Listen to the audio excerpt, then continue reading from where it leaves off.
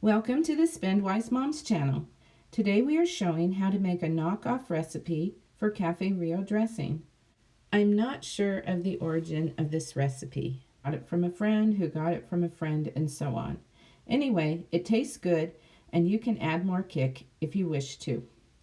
There's 7 basic ingredients: a package of ranch dressing mix powder, a cup of mayonnaise, half a cup of buttermilk, a cup of chopped cilantro, a cup of salsa verde, and a can of diced green chilies that are drained.